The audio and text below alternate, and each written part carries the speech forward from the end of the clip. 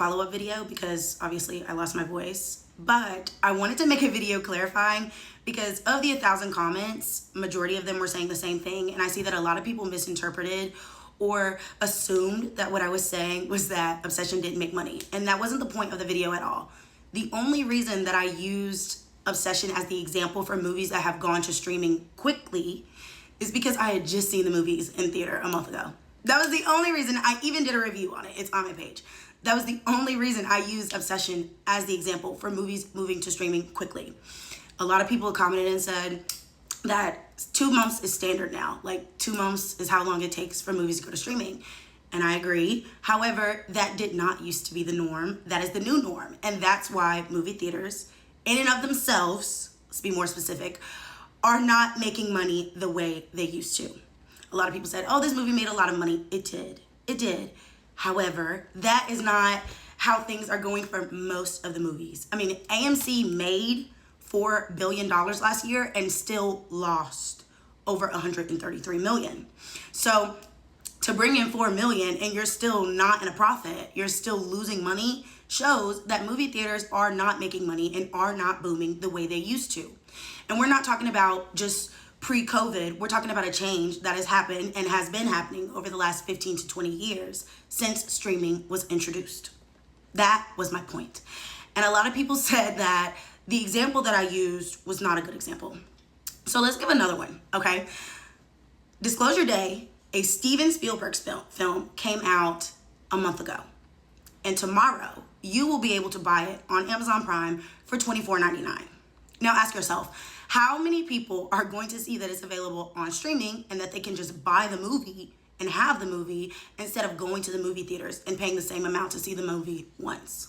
And that's why streaming has permanently changed the way that we interact with movies and the way we interact with media now. Period. You can disagree with it, but Harvard and Taylor and Francis and Fordham have all done studies that say that streaming changed movie theaters and the way that they make profits. A study was done, Harvard did a study literally last year, and it said that 39% of people were frequently going to movies in 2019. Now, that number is 17. As of 2025, 17% of people actually frequently go to the movies. And please remember that when we're talking about statistics and we're talking about data and how things have changed, we're not talking about your family specifically. We're talking about the general consistency of everyone in the United States. And that's what it says, right? It says people are not going to the movies the way they used to, right? So this same Harvard study last year also said that 75% of Americans had opted to buy a movie on streaming instead of going to see it in theaters. And we see that more and more because a lot of people know now, okay, if I just wait a month, I'll be able to buy the movie instead of just going to see it once. And so that's what they're opting to do. So again, the point of my video was not that Obsession didn't make money. I never said that. I don't know, again, how we got there and how that inference was made. But my point is streaming has permanently changed and altered the way that we interact with and consume media. People are not going to the movie theaters the way they used to. I don't care that you and your family still go every Friday. I don't care that your grandma loves the movie and she would never see a movie in her home instead of going to the movies. I literally do not care. That is not the general consensus for most of America. We're talking about statistics. We're talking about data. We are not talking about you or your personal feelings. Just to be clear. And I will say an example of a movie that did it the right way would be Demon Slayer. Demon Slayer did it the right way. That movie came out a year ago and you still cannot see it on any platforms. It won't be available to buy or to stream until the end of the month.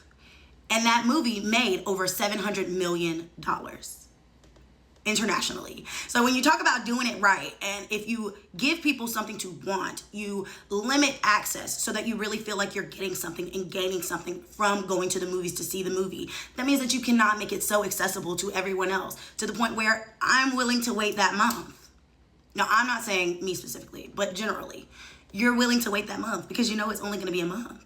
Whereas everyone who didn't go see Demon Slayer in the movie theaters, they've been sick as fuck waiting for that movie to hit streaming platforms because they didn't immediately make it available for everyone. And that's why even on their second run, They made $13 million in the United States because everyone knew, oh shit, if I don't go see this movie, I'm not gonna see it. And that's how it used to be.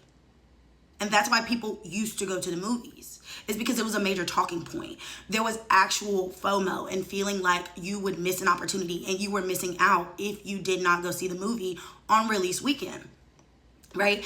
You would see a movie is booming, it comes out, you go to work on Monday, you go to school on Monday, and everyone is talking about it. If you didn't see that movie, you were either you were gonna miss out on those conversations, and you damn sure weren't gonna be able to buy the movie in a month. Like, back then, movies didn't come to DVD, Blu-ray, or anything else for at least 4 to 6 months. And if it came on the platforms, or if you had access to it earlier, it was because 1, you bootlegged it, or 2, the movie was a flop. If a movie was on DVD or available to buy after 2 months, that movie was terrible. It was a flop. It was not considered to have done well. So that's what I'm talking about.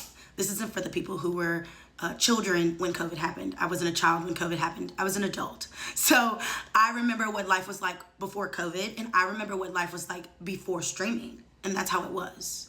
Agree with it or not, streaming permanently changed and altered the way that we interact with and consume media, and it will never go back to the way it was.